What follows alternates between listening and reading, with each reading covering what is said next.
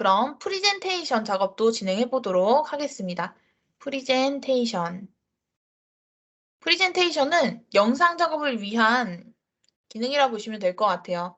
문서도 마찬가지로 따로 이렇게 템플릿으로 구성이 되어 있는데 여기서 일단 특성을 잠깐 하나씩 보면 부품만 새로이 빈 문서에서 부품을 작업하는 개념이고, 조립품은 작업된 부품을 로드해 오거나 조립품 내에서 부품을 생성한다거나 하는 작업으로 진행이 되겠죠. 그리고 도면은 꼭 부품이나 조립품이나 둘 중 하나라도 형상이 있어야 작업할 수 있는 문서 유형이죠. 마찬가지로 프레젠테이션도 형상이 있어야만 작업할 수 있는 문서 유형인데 꼭 조립품만 가지고 작업을 할 수 있는 문서 유형이라 보시면 돼요.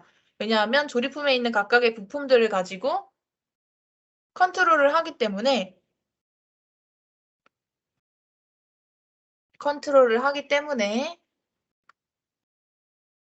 꼭 조립품이 있어야지만 프레젠테이션 작업을 할 수 있다라고 보시면 돼요. 마찬가지로 시작하기 탭에서 새로 만들기를 클릭해서 프레젠테이션이 또 준비되어 있는 게 보입니다.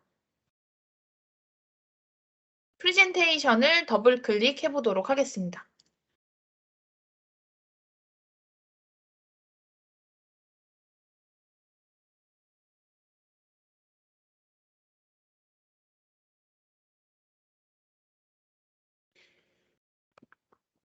요거는 저만 나타날 거라 요거는 확인 버튼으로 마무리 짓도록 하고,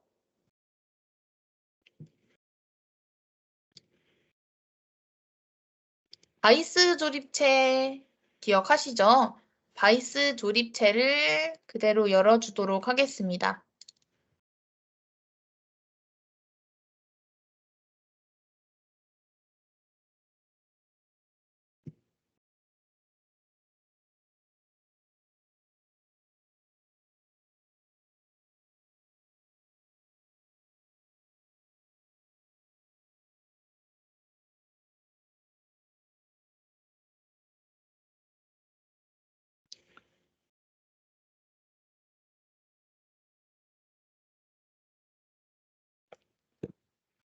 바이스 조립체를 열었어요. 이게 조립된 상태가 이 Z 쪽으로 가야지만 제가 원하는 방향 이어서 방향을 이렇게 틀어주도록 하겠습니다.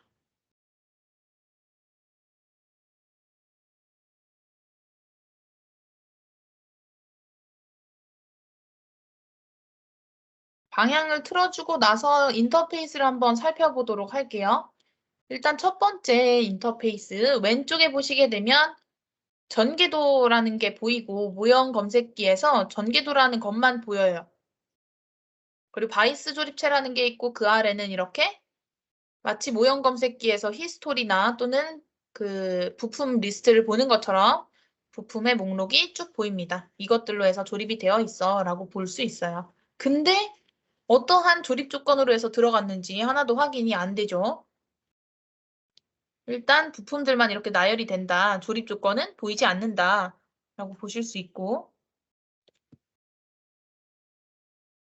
그리고 아래쪽에 보시게 되면 이렇게 시간이 나타나는 바가 있어요. 타임바가 있고, 오른쪽에 보면 스냅샷 뷰라는 게 또 있어요. 이 스냅샷 뷰와 같은 경우에는 나중에 도면에도 사용할 수 있는 뷰라 보시면 돼요. 예를 들어서 분해도와 같은 것을 표현하고 싶다라고 하는 경우에는 부품이 일단은 분산이 되어 있어야겠죠. 그래서 부품이 분산되어 있는 뷰 작업을 프레젠테이션에서 하고 그 뷰를 캡처해서 스냅샷 뷰로 만들고 그 만들어진 스냅샷 뷰를 도면에 로드를 하면 나중에 도면 뷰로 해서 분해도라는 것을 넣어줄 수 있다라고 보시면 될 것 같아요. 그래서 먼저는 일단 위쪽에 보시게 되면 프레젠테이션이라는 탭이 있네요. 도면도 그렇고 부품도 그렇고 판금도 그렇고 프레젠테이션도 그렇고 각각의 환경에 따라서 필요한 탭들이 다르게 구성이 된다라는 게 보이죠. 먼저 첫 번째 새 스토리보드라는 게 있어요. 영상을 만든다라고 하면은 아래쪽에 있는 이미지와 같이 어떠한 키들이 생기게 되겠죠. 이 생겨진 키들에 대한 모음을 가지고 스토리보드라고 얘기를 한다고 보시면 될 것 같아요. 그리고 스냅샷 뷰는 여기서 클릭을 하게 되면 오른쪽에 이렇게 하나 추가되는 게 보입니다. 요거는 만약에 저장을 해놓고 싶다라고 하면 이름을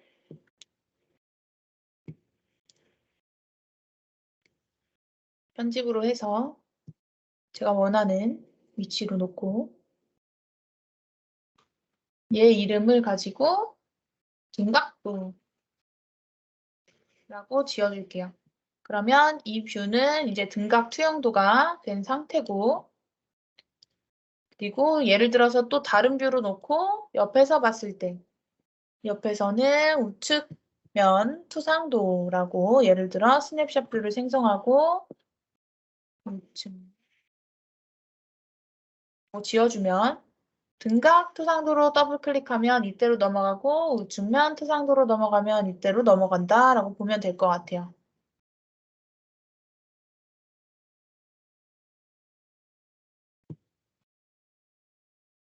그리고 뷰 편집 마침을 클릭해 주시면 편집 상태가 종료가 됩니다.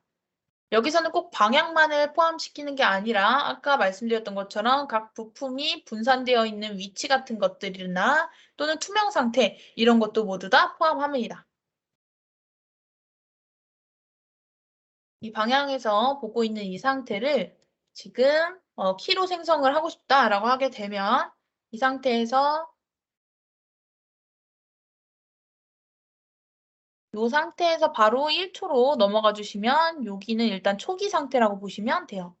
여기서 카메라 캡처라고 하시게 되면 여기서부터 여기까지가 이렇게 아까 초기 상태에 제가 회전을 해놨었죠.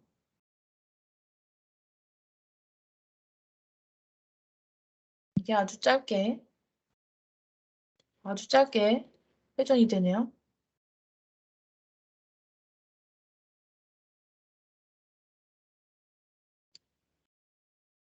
이 키는 방금 보신 것처럼 끝에를 클릭해서 드래그를 하게 되면 내가 원하는 초만큼 플레이를 할 수가 있습니다. 일단 세워놓고 나서부터 보는 거로 작업을 할게요. 이렇게 4초로 넘어간다고 가정을 하겠습니다. 그래서 이 상태에서 예를 들어 앞에 파란색 부품이 앞으로 분해가 된다라는 것으로 해서 파란색 부품을 앞으로 뺀다라고 하면 위쪽에 보시면 구성요소 미세 조정이라는 게 있어요. 이 구성요소 미세 조정이라는 것이 각 부품의 위치를 또는 회전하는 것을 적용할 수 있게끔 해주는 기능이다라고 보시면 돼요. 구성요소 미세 조정을 클릭해서 파란색 부품을 클릭하고 보시면 이렇게 평면이나 또는 화살표 방향을 통해서 이동이라는 기능이 가장 먼저 활성화가 되고 이 부품을 회전할 거다라고 하면 회전이라는 버튼을 클릭하면 활성화가 돼요. 먼저 이동으로 해놓고 나서 화살표를 클릭하고 드래그를 하면 이렇게 그 숫자 입력창이 활성화가 됩니다. 이 입력창에서 이동할 만큼의 거리를 입력해주면 지금 2,900인데 3,500을 한번 입력해볼까요? 2,900이 아니었나 보네요. 350을 입력해주시면 350만큼의 거리로 부품이 이동됩니다.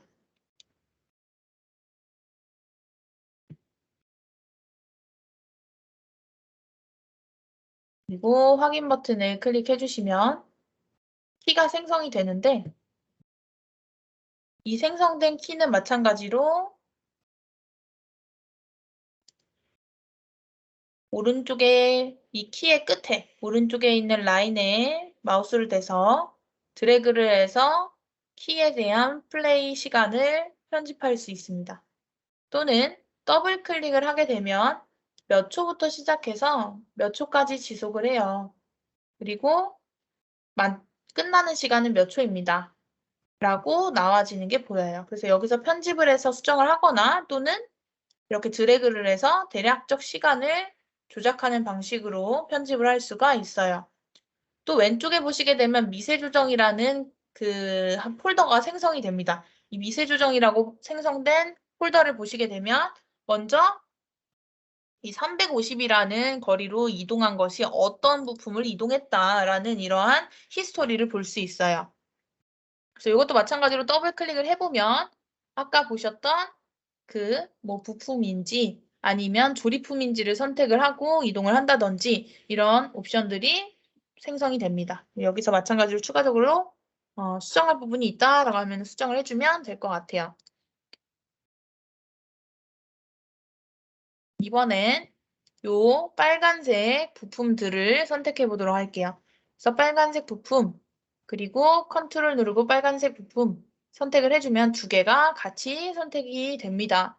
두 개를 선택하고 마찬가지로 위쪽으로 이동이 되는데 이동되는 그 높이는 300만큼 이동해라 라고 입력을 해볼게요. 그리고 확인 버튼을 클릭해 주시면 이렇게 이동이 됩니다.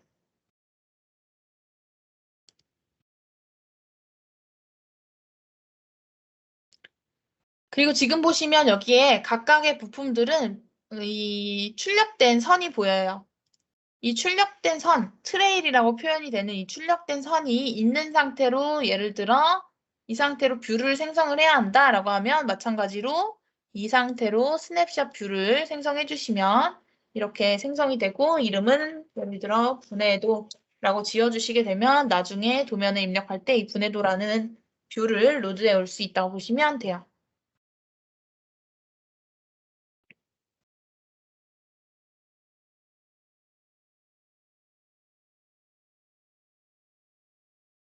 지금 이 초록색 부품은 따로 분해하지 않고 투명한 상태로 전환한다 라는 식으로 또 키를 하나 생성을 해본다 라고 하면 이 상태에서 바로 초록색 부품을 연두색 부품을 선택하고 위쪽에 보시게 되면 불투명도라는 게 활성화가 돼요. 요거는 아무것도 선택이 안 되어 있으면 활성화가 안 되기 때문에 꼭 먼저 부품을 선택을 해놓고 나서 그 다음에 불투명도를 보시면 될 것 같아요. 불투명도 클릭을 해주고 나면 이렇게 스크롤로 해서 불투명도에 대한 부분을 얼마까지 투명하게 표현을 할 것인가를 선택할 수 있어요. 그럼 지금 그 값을 60으로 적용이 되어 있는데 이걸 30으로 적용을 해보겠습니다. 정말 투명하게 표현이 되죠? 30으로 표현을 해주시고 확인 버튼을 클릭해 보겠습니다. 그러면 이 각 키들을 보면 카메라라는 것으로 해서 생성한 것은 카메라 아이콘이 있고 이동으로 해서 한 것은 이동 아이콘이 있고 그리고 불투명도를 적용한 것은 이렇게 다른 것으로 해서 표현이 되는구나 라는 것을 시각적으로 다르게 표현을 하고 있다라는 게 보여요. 그래서 다시 맨 처음부터 플레이를 한번 해보면 스토리바에 있죠? 재생 버튼. 플레이를 해보면 이런 식으로 부품이 뽑혀 나간다라는 걸 볼 수 있어요. 근데 이 불투명해지는 시간도 너무 짧기 때문에 조금 늘려주면 불투명해지는 시간을 좀 더 길게 가져가면서 자연스럽게 불투명해지는 걸 보실 수가 있죠.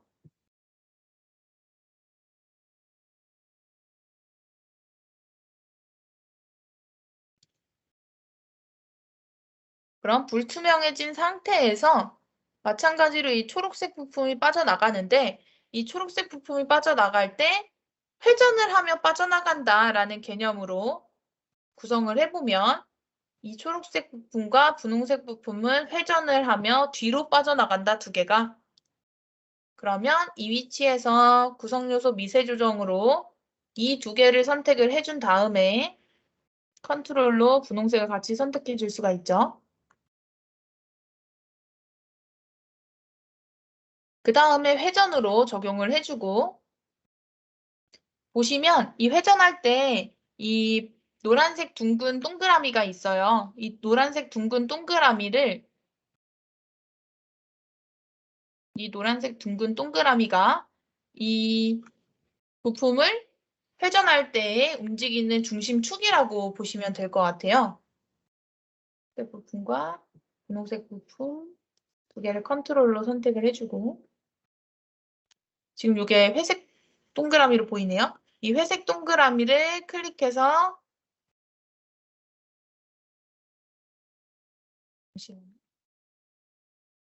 컨트롤로 선택이 된 상태에서 회색 동그라미를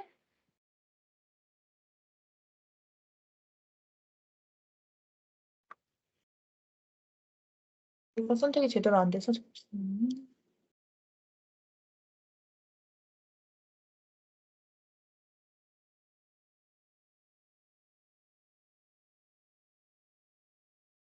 그리고 나서 여기서 보시면 이 찾기라는 버튼이 있어요. 이 찾기라는 버튼을 클릭을 해서 제가 이 동그라미를 위치할 위치를 선택을 해주게 되면 그 위치에 동그라미가 위치합니다.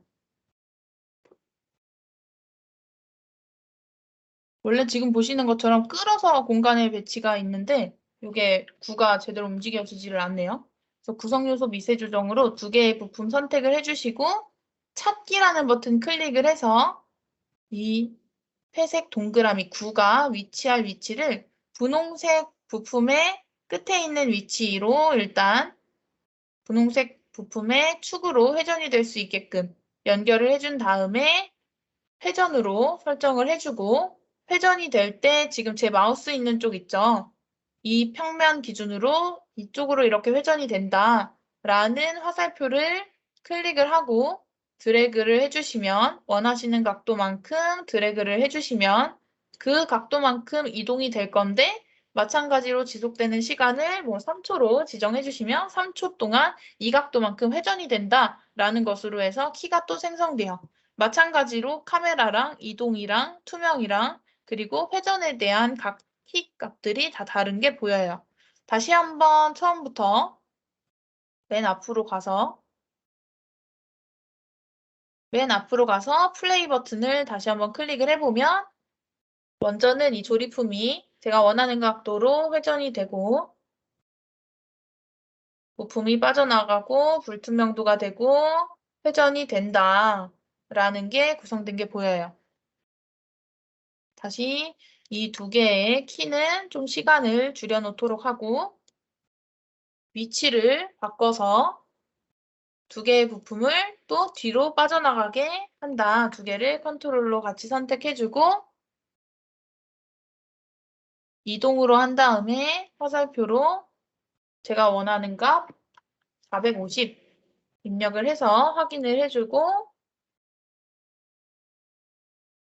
그 다음에 카메라를 조금 멀리 둔 상태에서 뷰를 조금 밀어준 상태에서 이 상태로 카메라를 캡처한다 라고 하면 다시 플레이를 했을 때 조립품이 배치가 되고 이동이 되고 또 이동되고 불투명도 바뀌고 회전되고 이동되는 그리고 마지막 뷰가 축소되는 이런 스토리로 해서 영상이 제작된다고 보시면 돼요. 그래서 이런 식으로 프리젠테이션에서는 스냅샷을 생성할 수 있고 동영상을 생성할 수 있다라고 보시면 됩니다. 여기 위쪽에서 보시면 비디오라는 걸 클릭하시게 되면 이 작성한 스토리보드를 영상으로 출력할 수가 있어요. 스토리보드가 여러 개면 여러 개의 스토리보드에 대해서 출력할 건지 현재 것만 할 건지 현재 것도 몇 초부터 몇 초까지 할 건지 정방향으로 할 건지 역방향으로 할 건지를 선택하실 수가 있고 전체를 한다라고 하게 되면 뭐 아래쪽에 어느 위치에 출력을 할 건지 파일 이름은 뭐로 할 건지 바탕화면에 일단 한번 저장을 해볼게요. 바탕화면으로 지정하고 현재 창 크기로 해서 원하시는 파일 형식 두 개 중에 하나 선택해 주신 다음에 확인 버튼 클릭해서 출력을 해보도록 하겠습니다.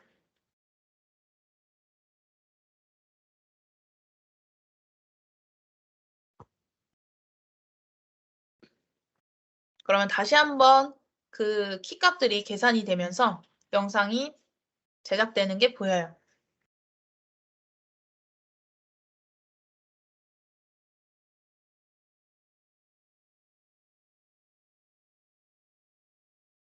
지금 다 출력이 되어서 출력된 영상을 한번 확인을 해보면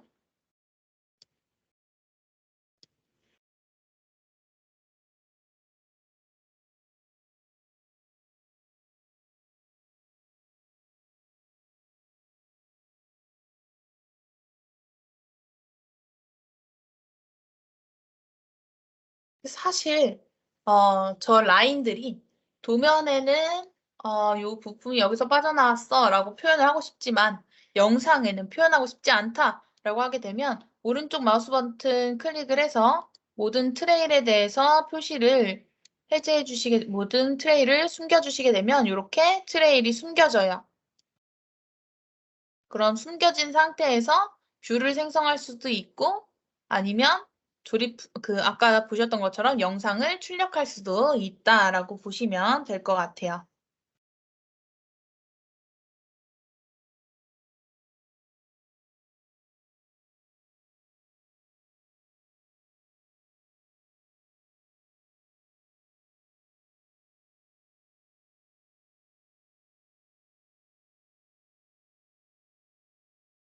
일단 프레젠테이션도 이것으로 해서 마치도록 하고요. 이 파일도 마찬가지로 저장을 해두겠습니다. 혹시 이 프레젠테이션 작업하실 때 어떤 문의사항이나 잘 안 되시는 부분이 있으실까요?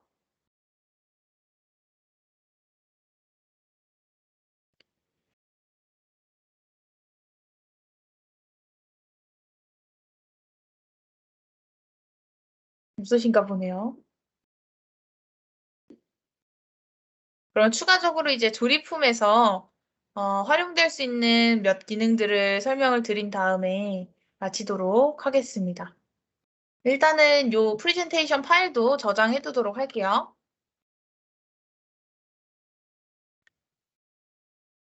저장하고 바이스 조립체를 열어주도록 하겠습니다.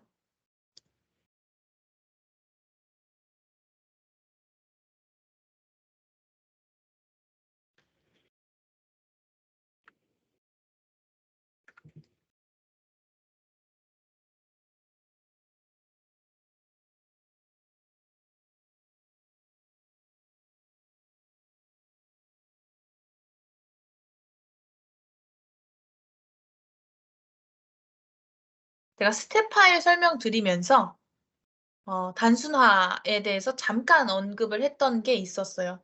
그 단순화에 대한 부분과 그리고 여기 조립품에서 표현에 있는 위치라든지 또는 뷰에 대한 설정이 있는데 그 부분 설명을 드리도록 하겠습니다. 먼저는 단순화라고 하는 게 그 스텝 파일이나 IGS로 저장을 하면서 그 회사의 자산을 지적 재산권을 좀 보호하고자 하는 차원에서 사용할 수 있는 기능이다라고 보시면 될 것 같아요. 그래서 조립 탭에 보시게 되면 단순화라고 하는 패널이 따로 있습니다. 이 단순화 하단에 있는 화살표를 클릭해 보면 뷰만 단순화를 해서 내가 보는 이 뷰를 단순히 좀 몇 개 숨겨놓고 표현을 할 것인지 뷰 쪽만 단순화를 할 것인지가 있고 덮개에 대한 정의는 커버가 필요한 경우 이럴 경우에 덮개를 생성하여 작업하는 거라 보시면 될 것 같아요. 커버만 남기고 안쪽 껍데기만 남기고 안쪽을 지운다라는 개념으로 보시면 될 것 같아요. 그리고 이 겉면에 구성되어 있는 이 단순화 같은 경우는 예를 들어 이런 구멍을 채워서 실질 이렇게 상세하게 보면 이런 구멍들이 어디 어디에 배치되어 있는 이런 형상이다. 이지만 이걸 다 메꿔서 이건 이렇게만 생긴 거다. 뭐 구멍이 어디에 있는지까지는 알 필요는 없습니다. 이런 식으로 부품을 겉면만 표현을 해야 할 때 이런 식으로 구성을 할 수가 있어요. 그래서 단순화를 한번 클릭해 보도록 하겠습니다. 이 단순화도 마찬가지로 2022 버전에서 이렇게 좀 개선이 되었어요. 그래서 요거는 2020 버전으로 말씀을 드릴게요. 2022 버전은 아무도 사용을 아직 안 하시겠죠? 2020 버전으로. 그래도 2020 버전에서의 형상 단순화와 19 버전에서 형상 단순화가 매우 유사하게 구성이 되어 있기 때문에 큰 차이가 없습니다. 그래서 2020 버전 기준으로 해서 설명을 드리도록 할게요.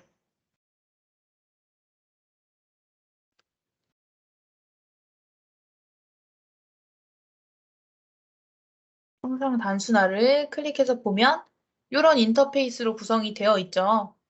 먼저 첫 번째, 설계 뷰. 여기서는 마스터와 기본값이 구성되어 있는데 이따가 설계 뷰라는 거는 어떤 거를 작업할 수 있는지를 보도록 할게요.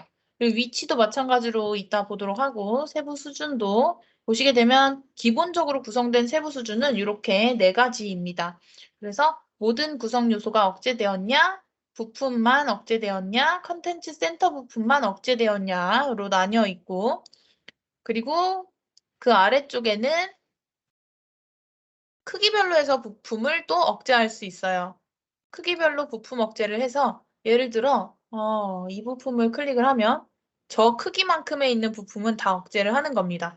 200으로 바꾸면 200 크기로 되어 있는 부품들은 모두 다 억제를 하는 개념이라 보시면 될 것 같아요. 요거는 체크 해제하도록 하고 그리고 구성요소 포함이라는 거에 제외하려면 선택이라는 버튼이 있어요. 그래서 여기서 클릭을 하고서 제외할 부품, 예를 들어 이 빨간 부품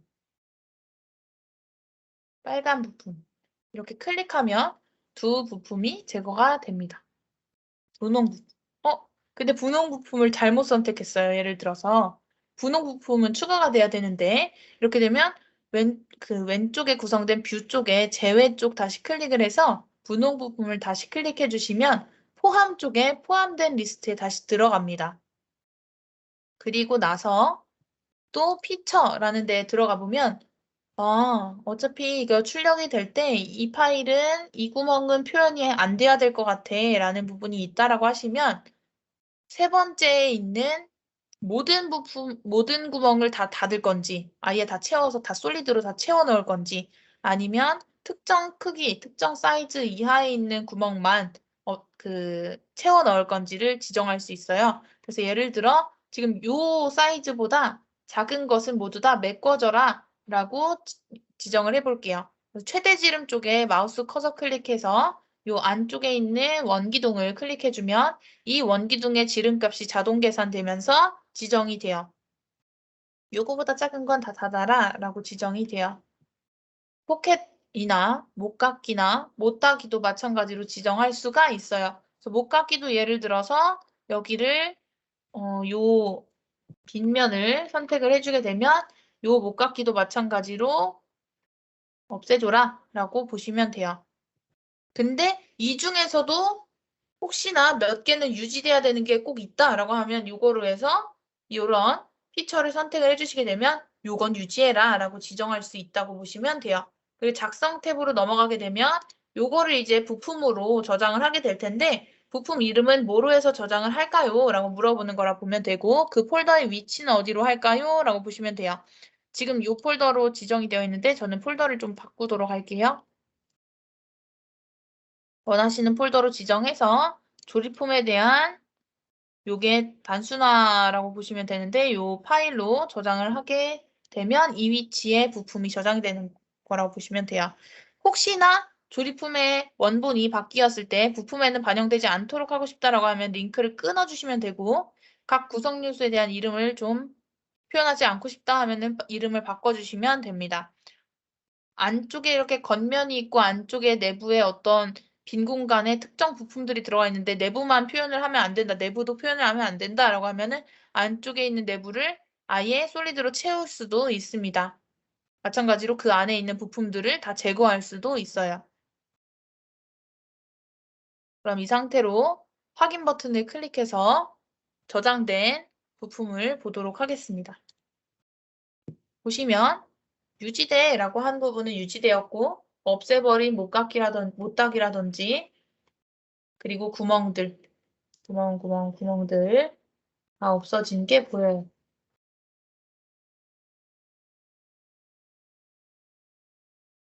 구멍이 모두 없어진 게 보이고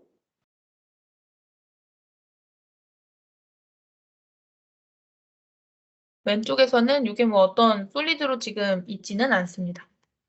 그럼 여기서 만약에 이런 그 부품을 받았을 때 말씀드렸던 직접이라는 것으로는 움직일 수는 있지만 이게 왼쪽에 어떤 히스토리는 남지 않기 때문에 그 히스토리라는 걸 통해서 내가 원하는 높이만큼으로 조절할 수는 없다라고 보시면 될 것 같아요.